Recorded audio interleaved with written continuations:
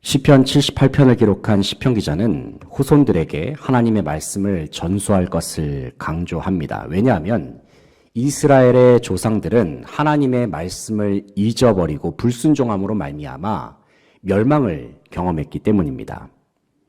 성경을 읽어보면 우리는 하나님께서 이스라엘을 선택하셔서 그들과 언약을 맺으시고 또 그들의 역사 속에서 어떤 일들을 행하셨는지를 확인할 수 있습니다.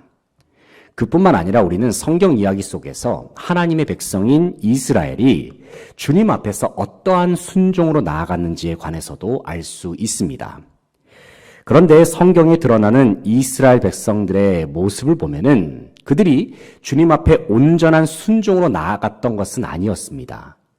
물론 그들은 하나님께 순종한 적도 있었지만 오히려 불순종하는 모습이 훨씬 더 많았습니다.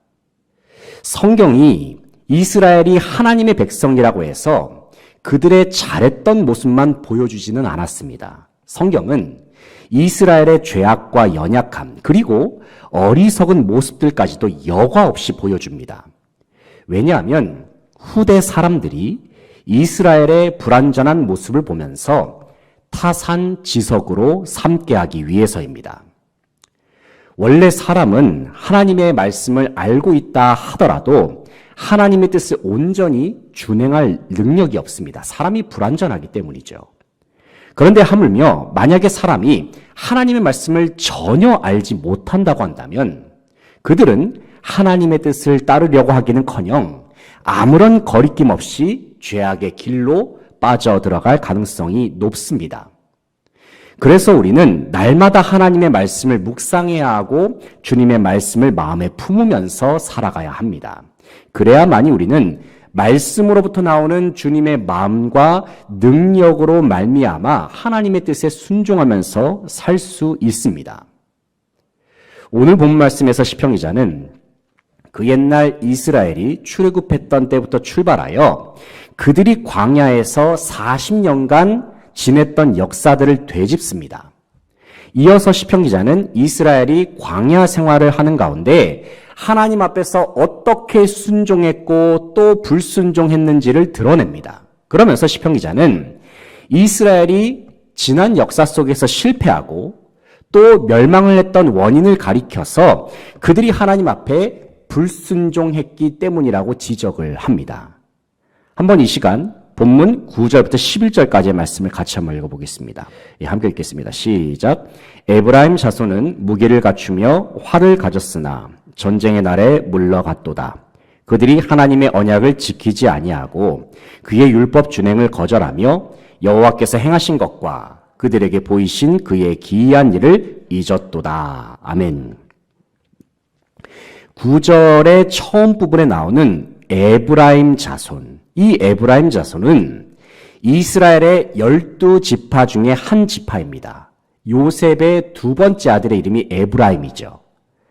그런데 이 에브라임 지파는 이스라엘 전체를 대표하는 지파였습니다. 그만큼 하나님의 축복을 많이 받아서 번성했던 지파가 바로 에브라임 지파입니다. 그래서 본문에 기록된 에브라임 자손은 단순히 에브라임 지파만 의미하는 것이 아니라 하나님께서 택하신 이스라엘 전체를 의미합니다. 그런데 본문 9절의 하반절을 보면 에브라임 자손이 전쟁의 날에 물러갔다 말씀하고 있습니다. 이 말이 무슨 말씀이냐면 다시 말해서 전쟁에서 크게 패배를 해서 적들에게 쫓김을 받으면서 패배했다는 말입니다. 그러면서 시편 기자는 이어지는 10절과 11절에서 그들이 전쟁에서 패배할 수밖에 없었던 원인을 가리켜서 그들이 하나님의 언약을 지키지 않았고 율법을 준행하지 않았다고 말하고 있습니다. 그리고 하나님께서 행하신 것과 하나님께서 그 옛날에 기이한 일들을 행하신 것을 그들이 잊어버렸기 때문에 그들이 전쟁에서 패배했다고 말합니다. 다시 말해서 이스라엘이 전쟁에서 패배하여 결국 멸망을 경험할 수밖에 없었던 이유가 무엇이냐면 그들의 심령 속에 말씀을 새기고 있지 않았기 때문이라고 시편 기자는 분명하게 밝히고 있습니다. 사랑하는 성도 여러분, 하나님께서 선택하신 백성 이스라엘은 하나님의 말씀으로 사는 백성이요, 하나님만 바라보면서 사는 백성들입니다. 오늘 본 말씀에서 시편 기자는 하나님의 백성인 이스라엘은 말씀에 순종할 뿐만이 아니라 유일한 공급자 되시는 하나님만 바라보고 신뢰해야 한다라고 말씀하고 있습니다. 이 시간 본문을 함께 살펴보면서 하나님의 백성들이 이 세상을 살아갈 때에 반드시 기억하고 마음에 새겨야 하는 말씀이 무엇인지 생각해보고 그 말씀 앞에서 순종의 결단으로 나아가는 저와 여러분 되시기를 간절히 바라고 소망합니다. 첫째는 하나님이 유일한 공급자라는 것을 기억해야 합니다. 하나님이 우리의 유일한 공급자가 되십니다.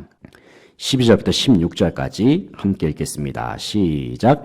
옛적에 하나님이 애굽 땅 소환들에서 기이한 일을 그들의 조상들의 목전에서 행하셨으되 그가 바다를 갈라 물을 무더기같이 서게 하시고 그들을 지나가게 하셨으며 낮에는 구름으로 밤에는 불빛으로 인도하셨으며 광야에서 반석을 쪼개시고 매우 깊은 곳에서 나오는 물처럼 흡족하게 마시게 하셨으며 또 바위에서 시내를 내사 물이 강같이 흐르게 하셨으나. 아멘. 방금 읽은 12절부터 16절까지의 말씀에는 이스라엘이 애굽에서 구출되고 그들이 광야에서 생활했을 때에 하나님께서 그들의 필요를 어떻게 공급하셨는지에 관한 내용이 기록되어 있습니다. 먼저 하나님께서는 이스라엘 백성들이 애굽에 있었을 때에 애굽 땅 전역에 10가지 재앙을 내리시죠. 그래서 하나님께서는 애굽의 바로가 이스라엘을 계속해서 노예로 삼으려고 했던 것을 그 의지를 꺾어버리십니다. 이스라엘이 출애굽했을 때에 바로가 마음을 바꿔서 애굽의 군대를 보냈습니다. 그런데 문제는 이스라엘 백성 앞에 홍해가 가로막고 있었습니다. 하지만 하나님께서는 애굽의 군대가 도착하기 전에 홍해를 갈라주셔서 이스라엘 백성이 바다를 지나갈 수 있도록 하셨습니다. 그리고 애굽의 군대가 이스라엘을 추격하기 위하여 갈라진 바다로 들어왔을 때에는 애굽의 모든 군사들이 수장되게 하셨습니다. 홍해를 건넌 이스라엘은 약속의 땅이었던 가나안에 도착할 때까지 광야를 지나가야만 했습니다. 그런데 기후가 급변하는 광야에서 무려 장정만 60만 명의 이스라엘 사람들이 지내는 것은 정말 불가능한 일이죠. 왜냐하면 광야는 낮에는 너무나도 덥고 밤에는 너무나도 추운 곳이었기 때문입니다. 광야에는 먹을 것이 없습니다. 마실 물도 쉽게 찾을 수가 없습니다. 바로 이러한 상황 속에서 하나님께서는 이스라엘을 낮에는 구름기둥, 밤에는 불기둥으로 지켜주셨습니다. 먹을 것이 없었을 때에는 만나와 메추라기를 제공하셨습니다. 마실 물이 없었을 때에는 반석에서 물을 내게 하셨습니다. 이처럼 하나님께서는 주님의 위대하신 능력으로 이스라엘이 광야에서 지낼 수 있도록 모든 필요한 것을 공급해 주셨습니다. 하지만 이스라엘이 광야에서 지내는 시간이 너무나도 길었습니다. 무려 40년이라는 시간이었습니다. 그런데 사실 애굽에서 가나안까지의 거리는 그리 먼 거리가 아닙니다. 직선 거리로 따지면 몇 킬로미터 정도 되는지 아십니까? 애굽에서 가나안까지의 거리가 약 320킬로미터 정도라고 합니다. 320킬로미터 정도면은 여기서 벌교까지 되나요? 예, 그 정도 되지 않습니까? 여기서 벌교까지의 거리가 애굽에서 가나안까지의 거리인 거예요. 그리고 실제로 걸어서 이동을 하게 되면은 걸어서 이동하는 거리 자체가 그 2배인 640km 정도 된다고 합니다. 이 정도 거리라고 한다면 부지런히 걸으면은 약 한 달 정도면 도착할 수 있는 거리입니다. 그러나 하나님께서는 이스라엘로 하여금 즉시 가나안으로 들어가게 하지 않으시고 그들로 하여금 40년간 광야에서 생활하게 하셨습니다. 그 이유가 무엇일까요? 왜냐하면 하나님께서는 주님께서 선택하신 이스라엘이 광야 생활을 하는 가운데 이 사실을 꼭 발견하기를 원하셨기 때문입니다. 그것은 하나님이 바로 이스라엘의 유일한 공급자가 되신다는 것, 이 사실을 기억하길 바라셨습니다. 다시 말해서 이스라엘이 이 세상을 살아가는 데 있어서 반드시 기억해야 할 중요한 삶의 원리는 유일한 공급자가 되시는 하나님만을 의지하면서 사는 것입니다. 만약에 이스라엘이 이러한 원리를 기억하지 못한다면 그들은 이스라엘답지 못한 것이고 주님의 백성답지 못한 것임을 하나님께서는 광야에서 그들에게 계속 강조하십니다. 하지만 그럼에도 불구하고 이스라엘은 하나님을 배반했습니다.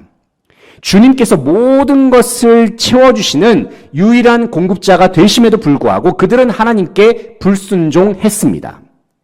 왜냐하면 이스라엘은 하나님께서 주신 것들에 대해서 감사하기보다는 오히려 자기들이 누리는 모든 것들을 당연하게 생각했기 때문입니다. 그러나 내게 주어진 모든 것들이 당연하다고 생각하는 그 순간부터 문제가 발생하기 시작합니다. 그때부터 사람의 마음에서는 불평이 나옵니다. 원망이 나옵니다. 불만이 가득해집니다.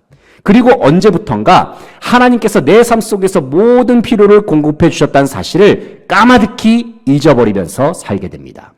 그러다 보면 우리는 어느 시점부터는 하나님과의 관계가 점점 멀어지는 것을 경험하기 시작합니다. 이처럼 우리가 진정한 공급자 되시는 하나님을 잊어버리고 또 하나님께서 공급하신 모든 것들을 망각해버리면 그때부터 우리의 인생 속에는 여러 가지 어려움이 발생하게 됩니다. 왜냐하면 그러한 인생은 하나님께서 공급하시는 자원으로 사는 것이 아니라 불완전한 자기 자신의 힘과 노력만을 의지하기 때문입니다. 그러나 여러분, 우리가 진정 하나님의 백성이라고 한다면 우리는 하나님께서 우리의 유일한 공급자가 되신다는 사실을 인정하면서 살아야 합니다. 하나님께서 공급하신 것들을 받고 누릴 때에야만이 우리는 진정 주님께서 허락하시는 참된 은혜와 복을 누리면서 살 수가 있습니다. 그리고 진정으로 하나님의 백성다운 모습으로서 우리는 살아갈 수가 있습니다. 주님이 우리의 공급자 되심을 기억하면서 삶의 모든 순간 속에서 우리의 공급자 되시는 주님을 인정하며 주님만을 의지하면서 살아갈 수 있는 모든 성도들 되시기를 간절히 바라고 소망합니다. 둘째는 하나님의 공급하심에 대한 감사, 하나님의 공급하심에 대한 감사를 늘 가지고 있어야 합니다. 17절 말씀 같이 한번 읽어보겠습니다. 17절 시작. 그들은 계속해서 하나님께 범죄하여 메마른 땅에서 지존자를 배반하였도다. 아멘. 에브라임 자손이라 지칭되는 이스라엘은 계속해서 하나님께 범죄하면서 메마른 땅에서 지존자를 배반하였다. 여기서 메마른 땅이 광야죠. 광야에서 지내는 동안에 하나님을 배반하였다 말씀하고 있습니다. 여기서 시편 기자는 이스라엘 백성들이 광야에서 지내는 가운데 하나님의 뜻에 불순종하면서 살았다는 것을 지적하고 있습니다. 그러면서 이어지는 구절을 보면 시편 기자는 이스라엘 백성들이 하나님을 어떻게 배반했는지 그 내용을 구체적으로 기록하고 있습니다. 18절부터 20절까지의 말씀 또 읽어보겠습니다. 18절부터 20절입니다. 시작. 그들이 그들의 탐욕대로 음식을 구하여 그들의 심중에 하나님을 시험하였으며 그뿐 아니라 하나님을 대적하여 말하기를 하나님이 광야에서 식탁을 베푸실 수 있으랴. 보라, 그가 반석을 쳐서 물을 내시니 시내가 넘쳤으나 그가 능히 떡도 주시며 자기 백성을 위하여 고기도 예비하시랴 하였도다. 아멘. 방금 읽은 3절의 구절만 보더라도 분위기가 뭔가 하나님께 대해서 상당히 좀 어조 자체가 공손하지 못한 어조라는 것을 우리가 알 수가 있습니다. 먼저 18절 말씀을 보게 되면 이스라엘은 하나님께 음식을 구합니다. 그리고 시편 기자는 이스라엘이 하나님께 음식을 구하는 이유를 가리켜서 그들의 탐욕에서 비롯된 것임을 말하고 있습니다. 그뿐만 아니라 18절의 하반절을 보면 이스라엘은 하나님 앞에 음식을 구할 때에 마치 하나님을 시험하듯이 음식을 구하고 있습니다. 그들이 하나님을 시험했던 내용이 다음과 같습니다. 19절 20절 말씀 보시면은 이런 말씀이 있죠. 그들이 하나님을 대적하면서 이렇게 말합니다. 하나님이 광야에서 식탁을 베푸실 수 있으랴. 우리가 배고픈데 하나님이 우리를 위해서 먹을 것 좀 준비해 줄 수 있을까? 안 되겠지. 이런 의미인 거죠. 서로 간에 얘기하면서 배고파 죽겠는데 애굽에선 그래도 음식을 그래도 우리가 해 먹으면서 살 수 있었는데 하나님이 과연 하실 수 있을까? 반석에서 물을 내시는 건 우리가 봤는데 반석에서 물을 내셔가지고 우리가 물은 마셔봤는데 과연 우리에게 떡도 주시고 고기도 주실 수 있을까? 안 되겠지? 이런 식으로 계속해서 이스라엘 백성들이 계속해서 하나님을 시험하듯이 그들의 마음속에서 하나님을 향한 그런 메시지를 던지고 있는 것을 알 수가 있습니다. 분명 하나님께서는 이스라엘에게 말씀하셨습니다. 그것은 하나님 자신이 바로 이스라엘의 유일한 공급자라고 말씀하셨습니다. 그렇기 때문에 이스라엘은 자기들이 필요한 것이 있다면 얼마든지 하나님 앞에 구하기만 하면 되었습니다. 하지만 그들은 하나님이 자신들의 공급자라는 사실을 온전히 신뢰하지 못했습니다. 그래서 그들은 하나님을 시험했습니다. 하나님께서 이미 주신 것들에 대해서 만족하지 못했습니다. 감사하지 못했습니다. 하나님께서 하늘에서 만나를 주시고 메추라기를 공급해 주시며 또 반석에서 물을 내주심에도 불구하고 그들은 여전히 주님께 감사하지 못했습니다. 주신 것들에 대한 감사가 없고 또 감격이 없으니 어느새부턴가 그들의 마음속에는 불평이 싹트기 시작합니다. 원망의 마음도 점점 커져가기만 합니다. 그리고 그들의 마음속에는 온갖 욕심과 탐욕이 가득해지기 시작했습니다. 이처럼 사람이 하나님께 대한 감사를 잃어버리고 그 마음속에서 주님으로 인한 만족이 사라지게 되면 그때부터 사람의 마음을 지배하는 것은 바로 욕심이요 탐심입니다. 그리고 의심과 원망의 마음이 그 마음을 사로잡기 시작합니다. 바로 이와 같은 욕심과 탐심 그리고 의심과 원망이 자리 잡은 마음은 결국에는 사람으로 하여금 죄악의 길, 멸망의 길로 인도합니다. 야고보서 1장 15절 말씀을 보면은 욕심이 잉태한 즉 죄를 낳고 죄가 장성한 즉 사망을 낳느니라 말씀합니다. 이 말씀과 같이 이스라엘 백성들의 마음속에 자리 잡고 있었던 욕심은 그들로 하여금 멸망을 자초하는 근본적인 원인이 되고 말았습니다. 그러나 하나님께서는 이스라엘로부터 원망을 들으시기 위해서 그들을 자기 백성으로 삼으신 것이 아닙니다. 하나님께서 이스라엘을 택하신 이유가 무엇입니까? 그들로 하여금 하나님을 예배하고 하나님을 찬양케 하기 위해서 그들을 자기 백성으로 삼아주셨습니다. 하지만 욕심에 지배당했던 이스라엘은 끝끝내 그렇게 하지 못했습니다. 결국 이스라엘은 욕심으로 가득 찬 자기들의 모습으로 말미암아 하나님의 큰 진노와 재앙을 경험하게 됩니다. 사랑하는 성도 여러분, 다시 한번 말씀을 드리지만 하나님께서 우리에게 주신 그 어떤 것도 결코 당연한 것은 없습니다. 모든 것이 은혜로 주어졌고 모든 것이 주님의 무한하신 사랑으로 말미암아 주어졌습니다. 간절히 바라옵기는 우리의 공급자가 되시는 살아계신 하나님 앞에 감사와 찬송을 올려드릴 수 있기를 소망합니다. 이미 우리에게 주신 것들 얼마나 많습니까? 생각해보면 참 많아요. 이미 우리에게 주신 것들로 인하여 감사하면서 주님 앞에 모든 영광을 돌려드리는 저와 여러분 되시기를 소망합니다. 마지막으로 하나님께서 우리에게 늘 최고의 것을 공급하심을 기억해야 합니다. 조금 긴 말씀이긴 한데요. 23절부터 31절까지의 말씀입니다. 오늘 말씀 본문 자체가 좀 길어가지고 23절부터 31절까지 한번 쭉 읽어보겠습니다. 23절부터 31절 시작.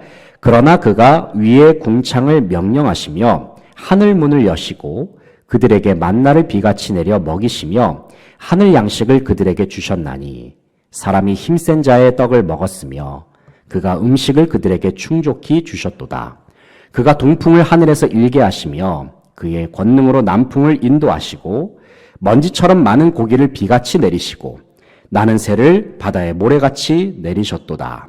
그가 그것들을 그들의 진중에 떨어지게 하사 그들의 거처에 두르셨으므로 그들이 먹고 심히 배불렀나니 하나님이 그들의 원대로 그들에게 주셨도다. 그러나 그들이 그들의 욕심을 버리지 아니하여 그들의 먹을 것이 아직 그들의 입에 있을 때에 하나님이 그들에게 노염을 나타내사 그들 중 강한 자를 죽이시며 이스라엘의 청년을 쳐 엎드러 뜨리셨도다. 아멘. 방금 읽은 말씀을 보면 하나님께서는 주님을 시험하고 의심했던 이스라엘 백성들에게 만나를 내려주시고 메추라기를 내려주셨습니다. 비록 이스라엘은 하나님을 의심했고 하나님을 시험했지만 하나님은 그들에게 필요한 양식을 다 공급해 주셨습니다. 그런데 조금 의아한 부분이 있습니다. 그것은 이스라엘이 하나님을 시험하고 의심했음에도 불구하고 하나님께서 그들에게 만나와 메추라기를 주셨다는 것입니다. 본문 21절, 22절 말씀을 보면은 하나님께서는 주님을 의심하고 시험하는 이스라엘에 대해서 크게 분노하시는 장면이 기록되어 있습니다. 한번 21절, 22절 말씀을 보실까요?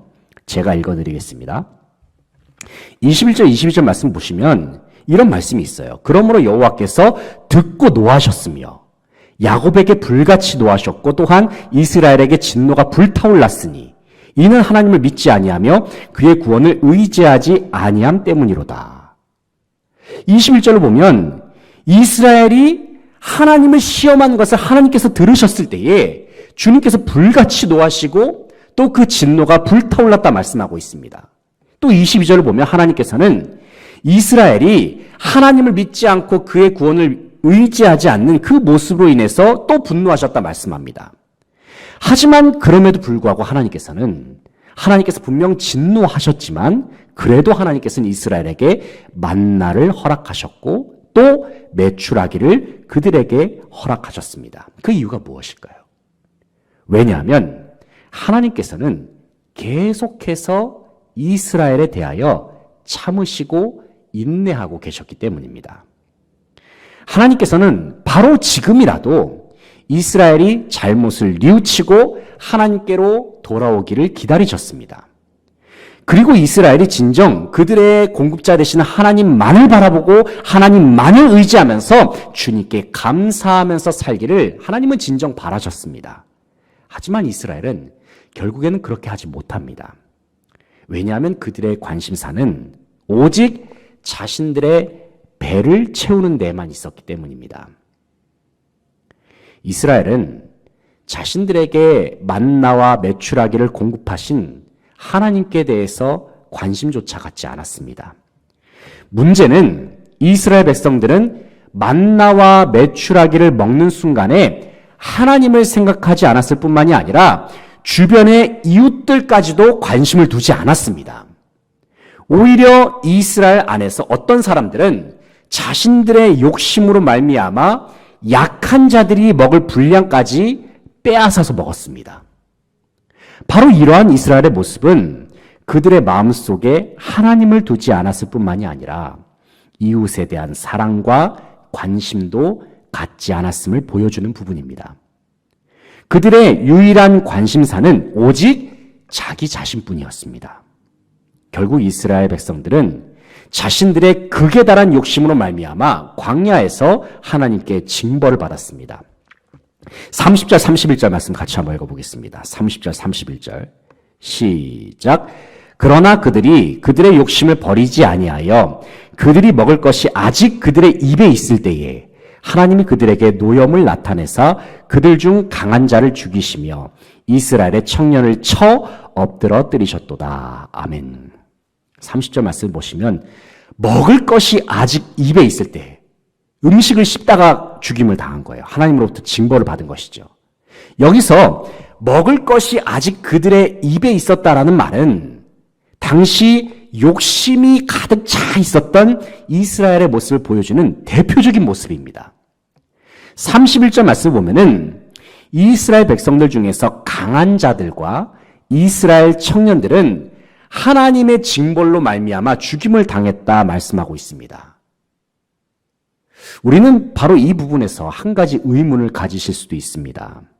그것은 하나님께서는 왜 사람이 욕심 좀 부렸다고 해서 그들을 이렇게까지 심하게 징벌하셨는가에 대한 부분입니다. 물론 하나님께서는 누군가가 욕심을 품고 또 죄를 짓는다고 해서 즉시 그 사람을 벌하시거나 죽이시는 분은 아니십니다. 뭐 밥 많이 먹었다고, 밥 뺏어 먹었다고, 그것 때문에 사람을 죽이시는 그런 분이 아니시죠. 하지만 우리는 오늘 본문의 배경을 생각할 때에 당시의 상황은 이스라엘이 출애굽해서 광야에서 지냈던 때였다는 사실을 기억해야 합니다. 광야에서 지낼 때에 이스라엘에게 있어서 가장 중요한 것은 무엇일까요? 그것은 바로 생존입니다. 생존. 그리고 수많은 사람들이 함께 어울려 지내면서 광야를 행진할 때에 또 한 가지 중요한 요소가 있다면 그것은 바로 질서입니다. 그런데 문제는 이스라엘 진영 안에서 건장한 청년과 같이 힘 있는 자들, 그리고 강한 자들이 자기들의 욕심으로 말미암아서 힘없는 자들의 것들을 빼앗고 당시 이스라엘 진영의 노약자들 심지어 여인들의 목까지 빼앗아 버리는 일들이 생겨났습니다. 이로 말미암아 약한 자들의 생존 자체가 위협을 당해버립니다. 그렇다고 해서 주변에는 이처럼 힘없는 자들을 도와주는 사람들을 주변에서 쉽게 찾을 수가 없는 상황입니다. 왜냐하면 이스라엘 백성들의 마음속에는 오늘 본문에 기록된 것처럼 자기 자신만을 생각하는 이기적인 욕심이 자리 잡고 있었기 때문입니다. 결국 하나님께서는 탐욕으로 인하여 약한 자들의 먹을 것을 빼앗아 먹는 강한 자들을 친히 심판하심으로써 이스라엘 공동체를 지키시고 또 힘없고 가난한 자들을 보호하시는 것을 선택하셨습니다. 이것이 당시의 구약 시대이기 때문에 가능했던 일이기도 하죠. 때로는 주어진 일상을 살다 보면 하나님께서 우리에게 주신 것들이 뭔가 부족해 보일 때가 있고 작게 느껴질 때가 있습니다. 하지만 비록 우리의 눈에는 비록 작아 보이고 부족해 보일지라도 하나님께서는 언제나 우리의 삶 속에 때마다 일마다 가장 좋은 것을 주시고 가장 필요한 것을 공급하여 주시는 분이십니다. 그러므로 사랑하는 성도 여러분, 이미 우리에게 주신 것들로 인하여 먼저는 주님께 감사하는 저와 여러분이 되시기를 소망합니다. 그리고 앞으로의 삶 속에서도 주님께서 언제나 우리의 삶 속에 가장 적합하고도 가장 필요한 것들을 주실 것을 기대하면서 우리의 공급자 되시는 주님만을 바라보고 의지하는 모든 성도들 되시기를 간절히 바라고 소망합니다. 이제 말씀을 정리하겠습니다. 사랑하는 성도 여러분, 오늘 본문 말씀에서 시편 기자는 하나님이 자기 백성의 유일한 공급자가 되심을 말씀하셨습니다. 우리는 하나님의 백성으로서 오직 주님만이 우리의 공급자가 되심을 기억하면서 살아야 합니다. 주님께서 이미 우리에게 주셨고 또 앞으로도 우리에게 공급하실 것을 기억하면서 미리 주님 앞에 감사하며 나아갈 수 있어야 합니다. 그리고 주님께서 우리에게 주신 모든 것들이 언제나 가장 좋은 것이고 최고의 것임을 신뢰하는 믿음이 저와 여러분 가운데 있어야 할 줄로 믿습니다. 특별히 우리를 귀하게 여기시고 사랑하시는 주님께서 우리를 지켜주시고 돌보신다는 사실을 늘 기억하면서 우리의 공급자 되시는 하나님께 영광과 찬송을 올려드릴 수 있는 모든 수지건성의 성도들 다 되시기를 간절히 바라고 소망합니다. 기도하시겠습니다.